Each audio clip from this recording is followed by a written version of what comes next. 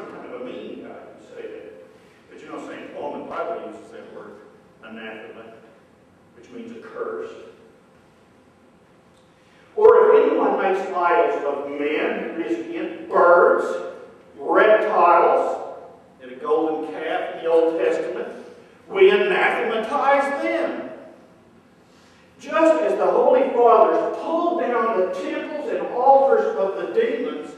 Now, you know, the church did have a practice when it was able to do it. It sometimes would tear down a pagan temple where there might be a statue of the goddess Athena, which was an idol, and they would put it in its place a church. And they would put in it an icon of Christ who became a man, who was real, who was flesh, who had been seen and had touched and handled. And they would put the images of the saints who did not claim to be deities, but pointed them to the one who is. And they put it precisely in that spot because those pagan believers believed that dirt was holy. And if you didn't put a church in its place, they come right back there. Just as the scripture says, the dog returned from vomit and enter into their same, idolatry. Just as the Holy Fathers pulled down the temples and altars of the demons and raised churches on the same spot which they named for the saints whom we honor, so also they threw down the images of demons and instead raised up the images of Christ, the Theotokos, and the saints. So you see, and you can find this again and again and again throughout the history of the Orthodox Church, this condemnation of making any image in any form that's somehow supposed to depict the deity, the divinity of God the Father, Son, and Holy Spirit. Now, in Exodus 20, chapter 4, which we just read, it talks about you shall not make likeness of anything that is in heaven. And yet, if we turn to the Scriptures, how many of you saw Raiders of the Lost Ark? That came out when I was in college, to date myself. And you remember what the ark looked like? Do you remember what was on the ark? What was on it? Sure. Yeah, and in what form? It was a golden statue. Golden statue. Right. Let's find this.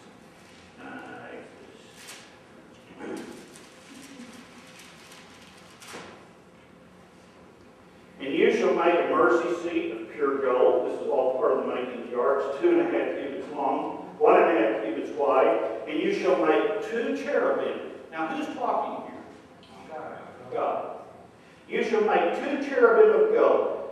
Where are cherubim things in the earth beneath or things in heaven above? Things in heaven above, right? You shall make 2 cherubim, one piece with the mercy seat at its 2 ends. And the cherubim shall have their wings spread upward, covering the mercy seat. You remember how there was one on each end of it? And they were like this in Raiders of the Lost Ark. It was actually probably pretty good likeness. The cherubim shall have their wings spread upward, covering the seat, and their wings and facing one another. The faces of the cherubim are to be turned towards the mercy seat.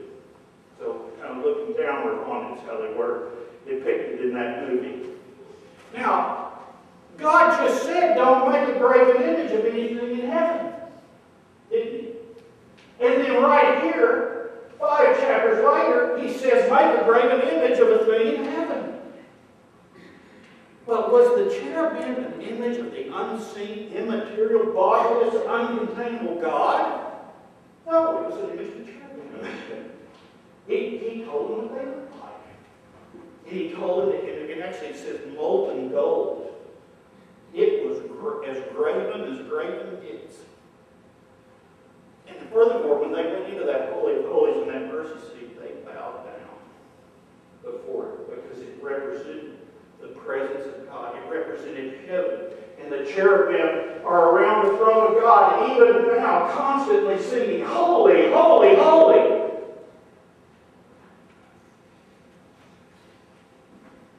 The commandment also said, don't make a likeness of anything on the earth, in the earth beneath, or in the waters under the earth.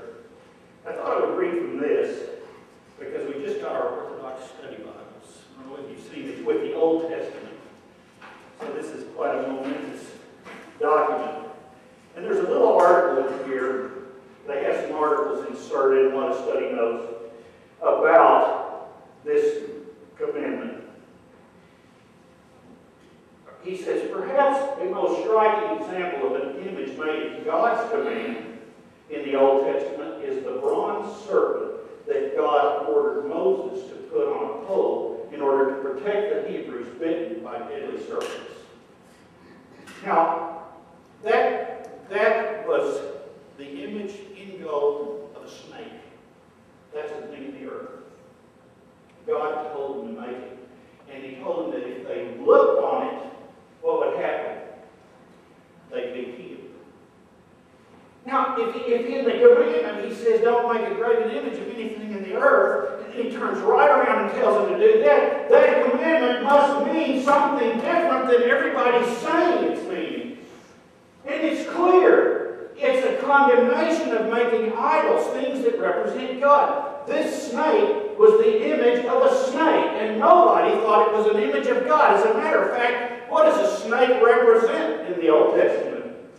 Evil, bad, the devil, poison. And you know, we in our church, we believe that with the voices of God, the voice of the Lord is heard in the Old Testament. It is the voice of the Son of God. He's always been the Word. In the beginning was the Word, and the Word was with God, and the Word was God. And then when Jesus came in the flesh, he reminded them of this.